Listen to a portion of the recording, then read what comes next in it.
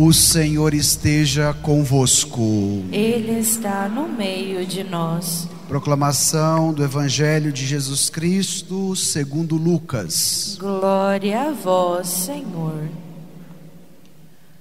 Naquele tempo, alguém do meio da multidão disse a Jesus: Mestre, dize ao meu irmão que reparta a herança comigo. Jesus respondeu: Homem, quem me encarregou de julgar ou de dividir vossos bens? E disse-lhes: Atenção, tomai cuidado contra todo tipo de ganância, porque mesmo que alguém tenha muitas coisas, a vida de um homem não consiste na abundância de bens. E contou-lhes uma parábola. A terra de um homem rico deu uma grande colheita. Ele pensava consigo mesmo: o que vou fazer? Não tenho onde guardar minha colheita. Então resolveu: já sei o que vou fazer. Vou derrubar meus celeiros e construir maiores. Neles vou guardar todo o meu trigo, junto com os meus bens. Então poderei dizer a mim mesmo: meu caro, tu tens uma boa reserva para muitos anos. Descansa, come, bebe, aproveita. Mas Deus lhe disse: louco, ainda nesta noite pedirão de volta a tua vida. E para quem ficará o que tu acumulastes? Assim acontece com quem ajunta tesouros para si mesmo, mas não é rico diante de Deus. Palavra da salvação. Glória a vós, Senhor. Felizes os humildes de espírito, porque deles é o reino dos céus. Irmãos e irmãs, celebramos hoje a liturgia do 18º domingo do tempo comum e avançamos um pouco mais na escuta do Evangelho segundo Lucas. No Evangelho de hoje, Jesus trata de um tema que é de bastante atualidade para nós: a relação com os bens materiais. E qual deve ser o lugar que estes mesmos bens devem ocupar na nossa vida, sabendo que eles são necessários também para a nossa sobrevivência. Porém, eles não podem ocupar um lugar que não é deles.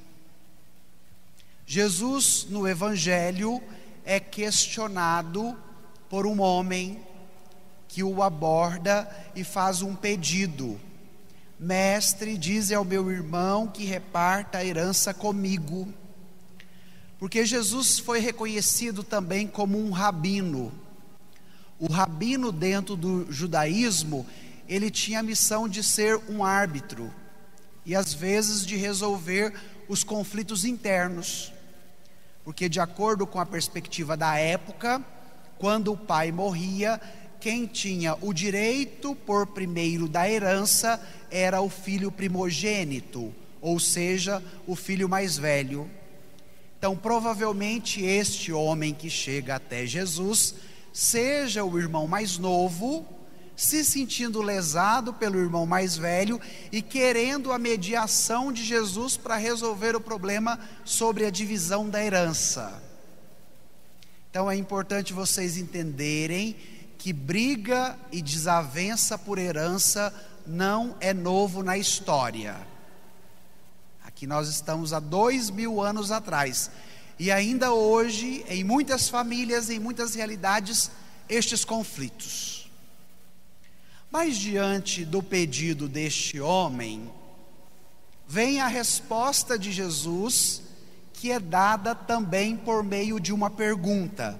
Jesus respondeu: homem, quem me encarregou de julgar ou de dividir vossos bens?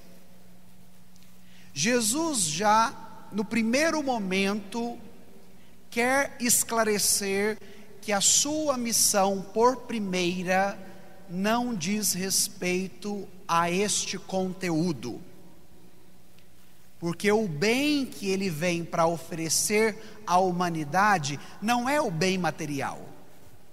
O reino que ele vem para estabelecer não é o reino deste mundo, mas é o reino do seu Pai, é o reino de Deus. E sendo assim, ele provoca o seu interlocutor a uma chamada de atenção para que ele possa se atentar à pessoa de Jesus e à sua palavra diante daquilo que ele pode oferecer. Aí nós poderíamos perguntar: qual a atualidade desta primeira parte do Evangelho para a nossa vida? Devemos nos perguntar quantas vezes procuramos Jesus para pedir apenas as coisas deste mundo? Quantas vezes na minha vida de oração eu condiciono a minha relação com Jesus querendo apenas o que é do aqui e do agora? E é necessário que também nós abramos os nossos horizontes, porque hoje se estabelece tantos modelos religiosos que condicionam as pessoas num caminho ou numa prática religiosa que é totalmente condicionada aos bens deste mundo. E a provocação que Jesus faz àquele homem também deve chegar a nós, diante da provocação que nós devemos permitir que nos seja tocada, para que assim abramos o nosso coração para acolhermos o ensinamento de Jesus, que hoje vem até nós por meio da sua palavra. E agora, além de fazer a provocação por meio da pergunta, Jesus faz uma afirmação. Atenção, uma chamada de atenção.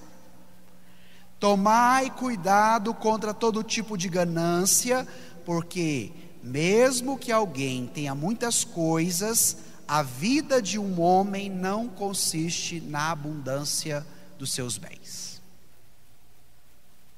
A riqueza, por si só, ela é um bem. Mas a partir do momento que ela ocupa um lugar que não é dela, é que vem o problema. Por que Jesus chama a atenção? Porque aquele homem deveria entender que o que estava por detrás da motivação dele de ir até Jesus não era apenas a confusão com o irmão, mas Jesus aqui aponta a raiz do problema, a ganância. E este continua sendo um problema que nos assola a todo momento, a ganância. E aí a provocação de Jesus: a vida de um homem não é feita apenas pelos bens materiais que ele possui ou que ele deseja possuir. A vida de uma pessoa é muito maior do que qualquer bem material. E diante de uma sociedade consumista como a nossa, diante de um sistema neoliberal capitalista, nós somos convencidos que a nossa vida só será plena, nós só seremos felizes, eu terei aquela alegria que eu busco interiormente quando eu tiver terminado a casa, comprado esse carro, arrumado a minha rocinha, feito isso ou aquilo. E de repente esta ganância que toma conta do nosso coração faz com que nós gastemos todas as nossas forças, gastemos toda a nossa vida em prol destes interesses. Agora vem o segundo questionamento para nós hoje, na atualidade do Evangelho: que tipo de ganância domina o meu coração? Todos nós devemos nos provocar a esta reflexão e ouvirmos Jesus nos dizendo, como disse aquele homem: a vida de um homem não consiste apenas na abundância de bens. Diante deste diálogo, Jesus não perde a oportunidade de evangelizar aquele homem que chegou até ele pedindo uma mediação com o seu outro irmão. Jesus agora conta uma parábola.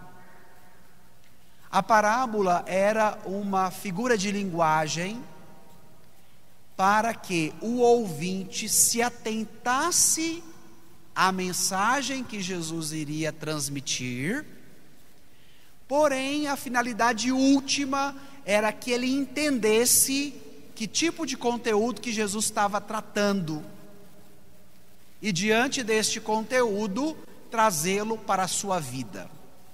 Então agora nós devemos reler esta parábola diante desta temática que é muito atual, da nossa relação com os bens materiais, permitindo com que nós também tiremos a lição da parábola para a nossa vida. Aí vem a história que Jesus conta. Um homem era muito rico, teve uma grande colheita, e ele pensava consigo mesmo: o que vou fazer? Não tenho onde guardar minha colheita. Então ele teve uma colheita abundante, e o que ele colheu era muito maior da estrutura que ele tinha.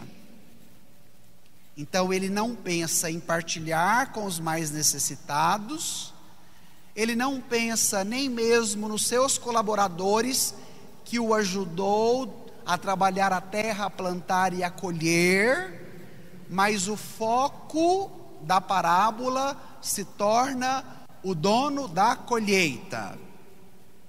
É meu, eu que plantei, os celeiros são meus, e agora eu preciso de uma estrutura muito maior para abrigar o que eu tive a possibilidade de colher. Onde que Jesus queria chegar com essa primeira parte da parábola? Nós buscamos sempre segurança. E o homem da parábola coloca a sua segurança em quê? No seu trabalho e, consequentemente, no que ele tem, no que ele possui. Hoje, você, na sua caminhada cotidiana, na busca que você também tem por segurança, em que ou em quem você tem colocado a sua segurança? E diante desta provocação de Jesus na parábola, eu queria atualizar numa reflexão que hoje nos é muito acessível. Diante das grandes mudanças e dos acontecimentos que passamos, e muitos deles trágicos, como por exemplo o da pandemia, nós temos percebido uma realidade de bastante fragilidade das pessoas em todos os sentidos.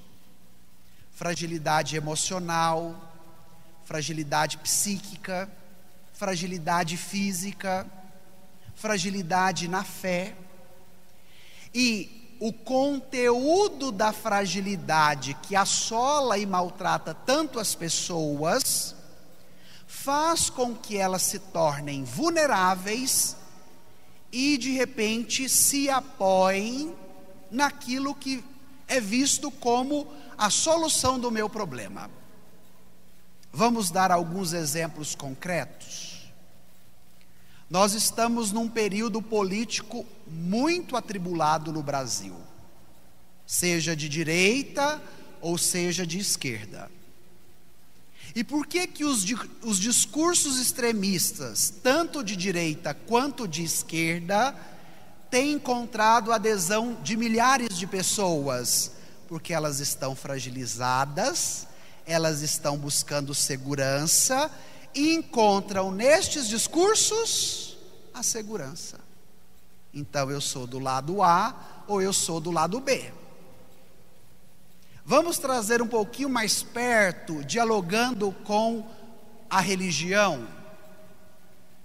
Não só no campo da política estamos vendo hoje os extremismos, mas também no campo religioso, inclusive liderado por muitos padres e pregadores, que diante da fragilidade das pessoas, chegam com as suas doutrinas ideológicas impositivas, rotuladas com o conteúdo da fé, que convence as pessoas facilmente e impõe sobre elas um grande peso, principalmente das normas que elas devem seguir a partir do momento que elas se tornam adeptas daquele padre, daquela ideologia ou daquele dito conteúdo de fé.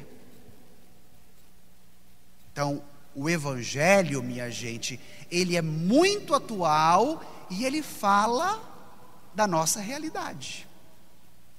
E aí a parábola que Jesus hoje nos conta, nos abre a possibilidade de dialogar com estas diversas realidades.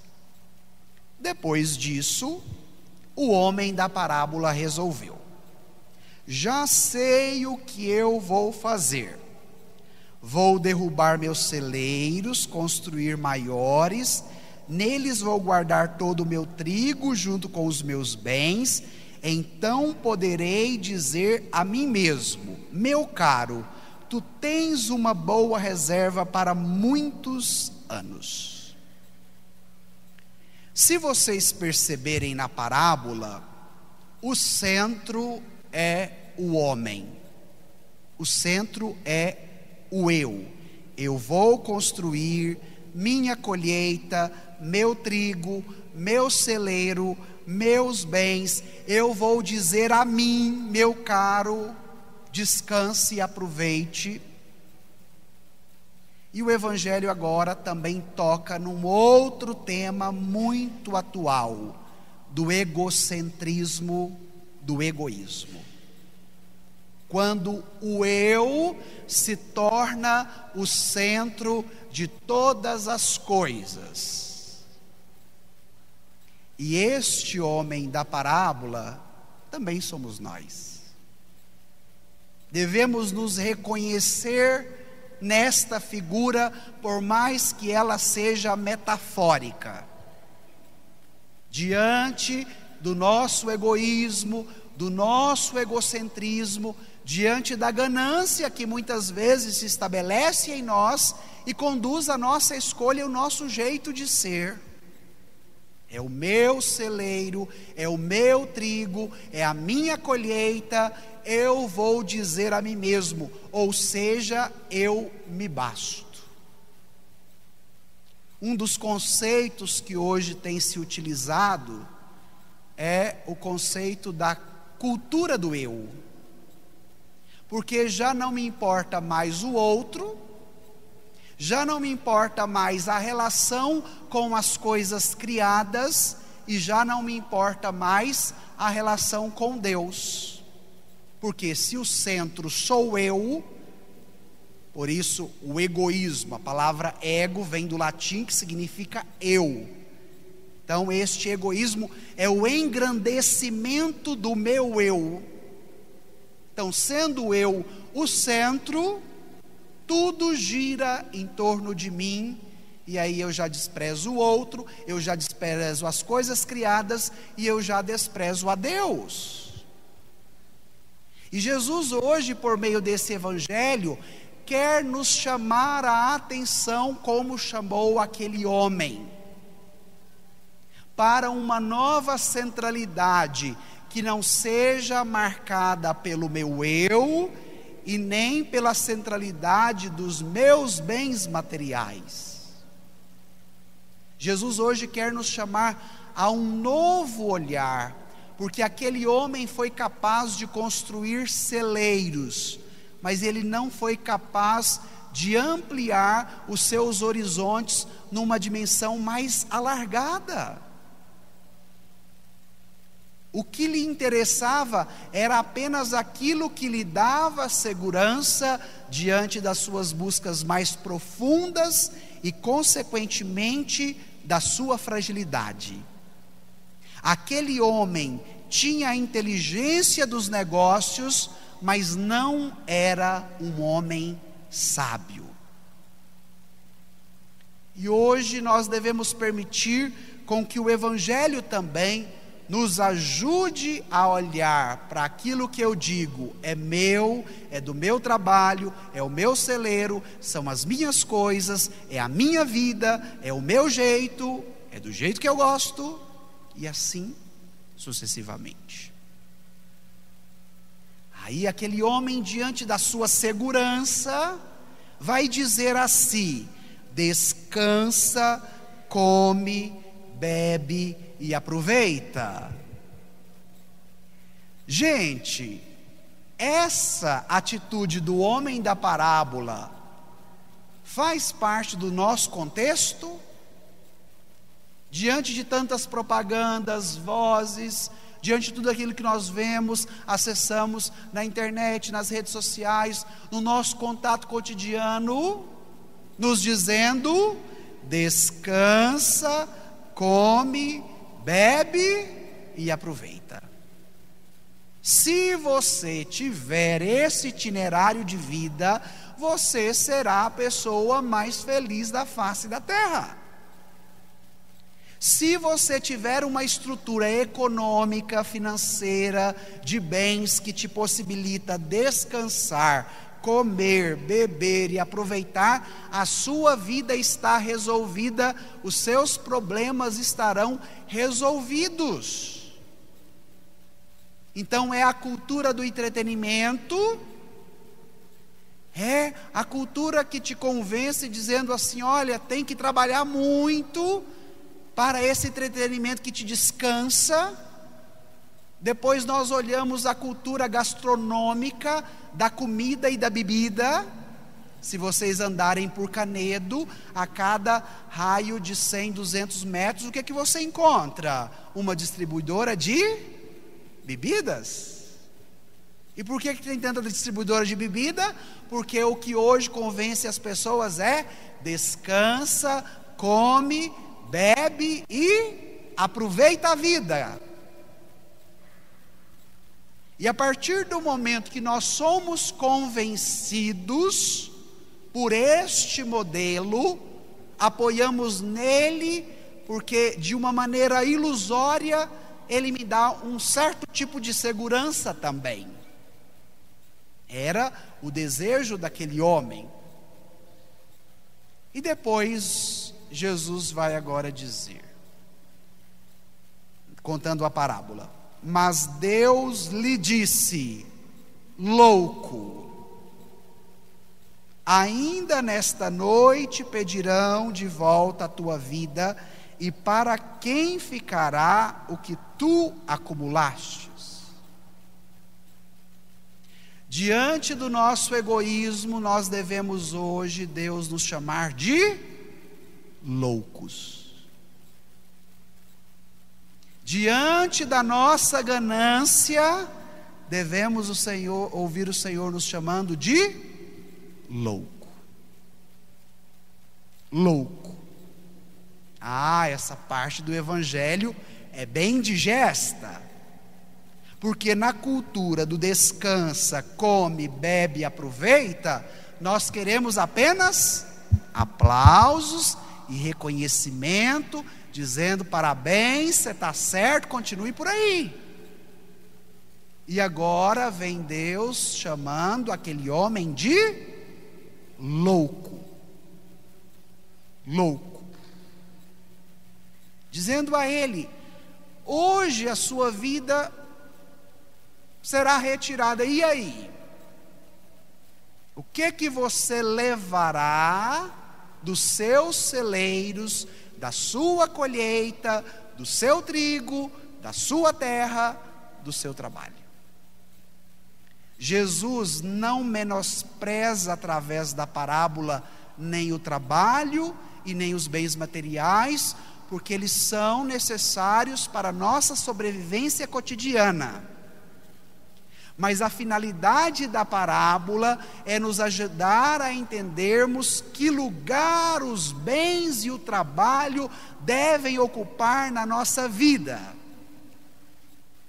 Porque se nós colocamos toda a nossa segurança neles, se nós apostamos toda a nossa confiança neles, somos chamados de loucos.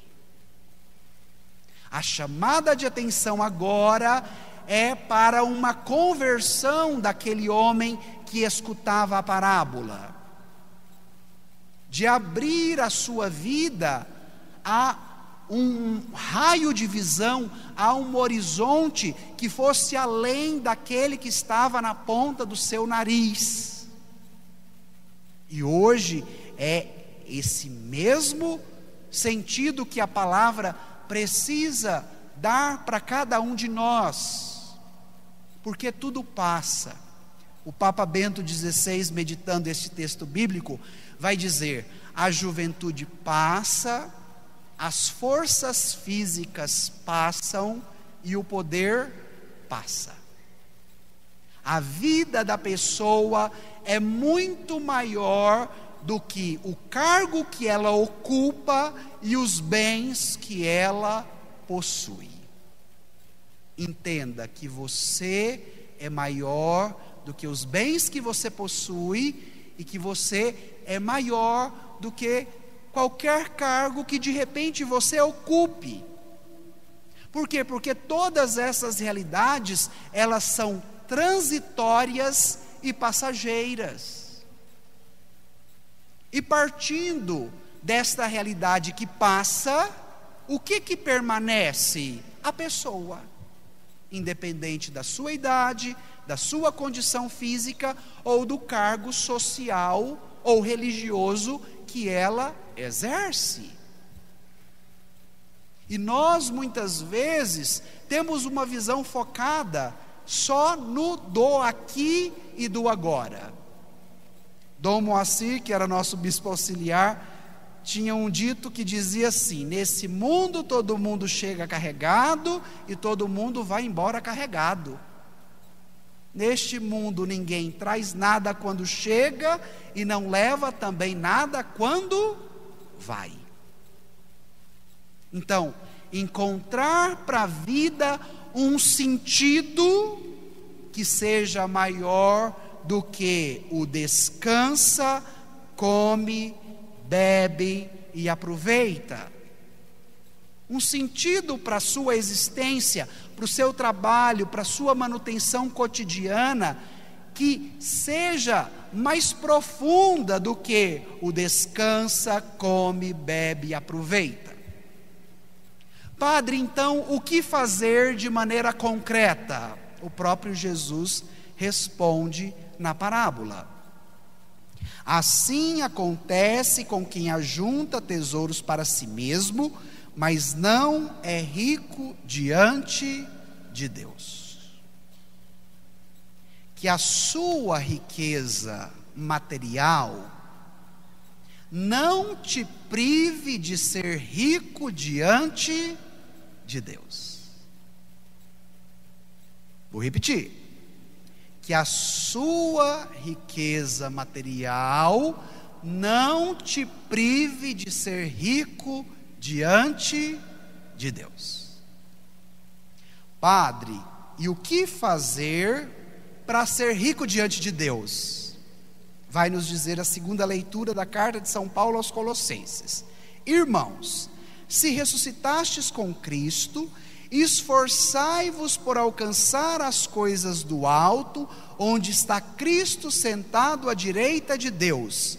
aspirai às coisas celestes e não apenas às coisas terrenas. Hoje nós vamos pedir a Jesus o desejo de aspirarmos às coisas celestes. Se de repente você tem aspirado e desejado apenas as coisas terrenas, hoje você vai pedir esta graça de desejar as coisas celestes. Este é o caminho.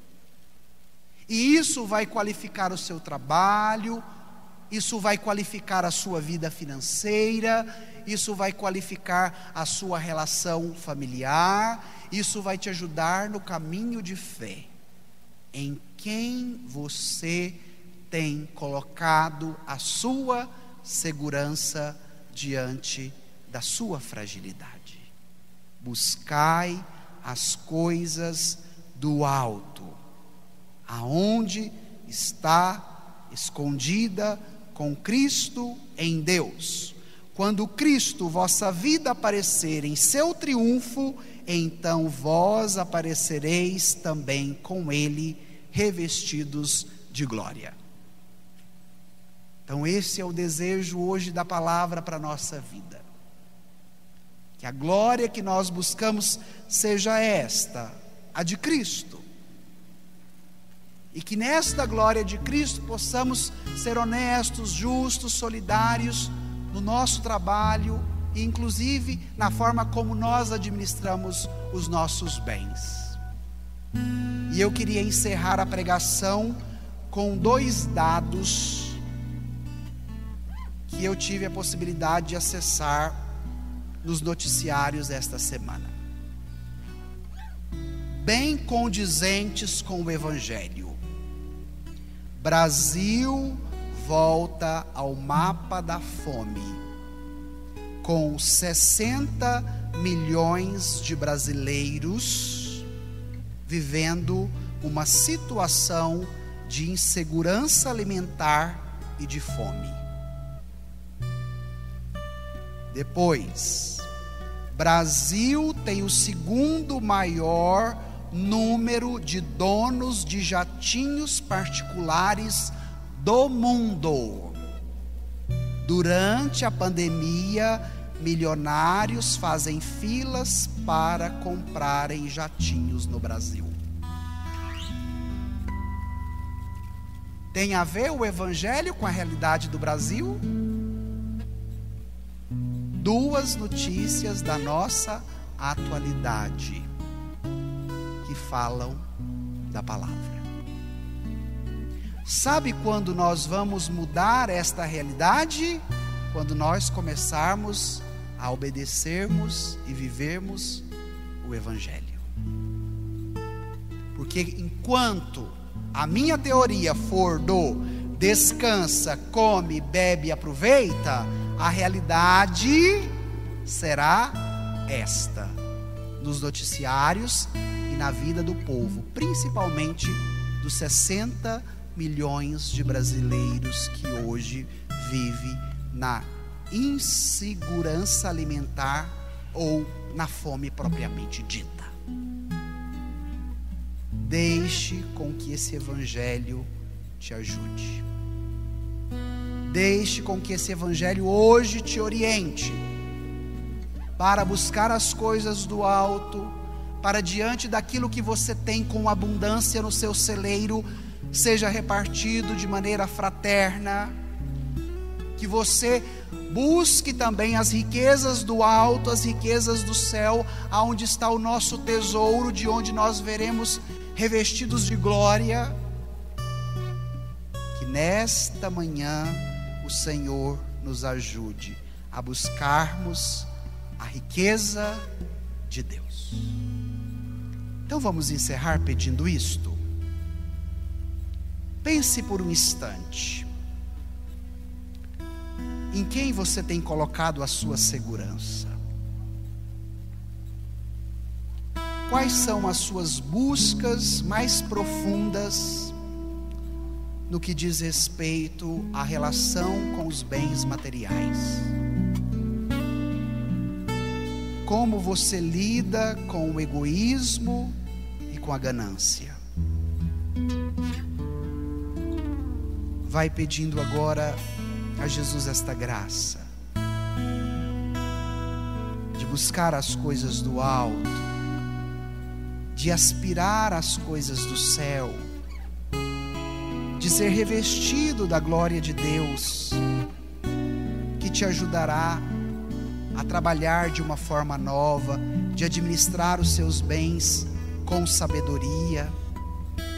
Aquele homem era inteligente nos negócios, mas ele não tinha sabedoria. Então, mais do que inteligência nos seus negócios, peça sabedoria. Esforçai-vos por alcançar as coisas do alto, onde está Cristo sentado à direita de Deus.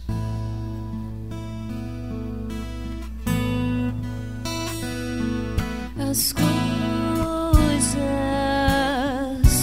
que o mundo oferecia impediam de te encontrar, de ver que a vida é só em ti.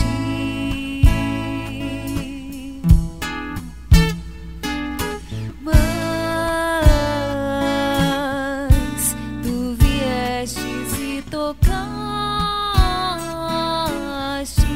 bem no fundo do meu coração, me ensinaste a te amar.